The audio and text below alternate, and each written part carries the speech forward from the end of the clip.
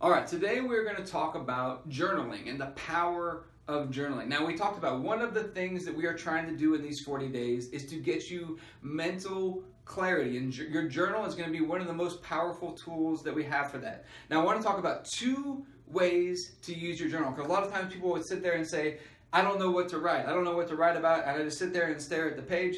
Here's the two things I want you to be doing. I want you to use your journal, number one, as a tool to connect and to learn how to hear from God better. So here's what I want you to do. You can start with a very simple question.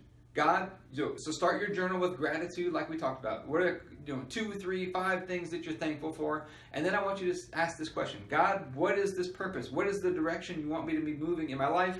Write a question mark, sit there, and I want you to listen. I want you to take 5, 10, 20 minutes and get into this habit every single morning. So the morning routine we're talking about so far.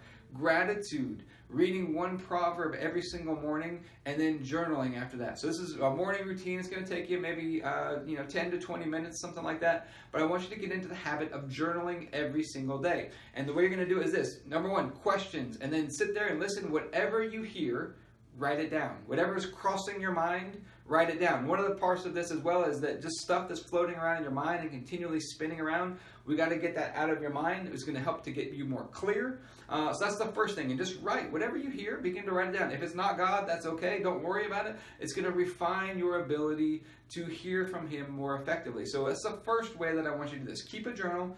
Sit there and ask questions. What are the questions that you have? What are the questions that you want answers to? And sit there and listen. Okay? The second part of this is that whenever you are in a highly emotional state, you're frustrated, you're stressed, you're overwhelmed, you're angry, you're bitter, whatever it is, I want you to use your journal as a way to clear those emotions, because those emotions, they get stirred up in your system and they actually block your mental clarity. So I want you to think about this.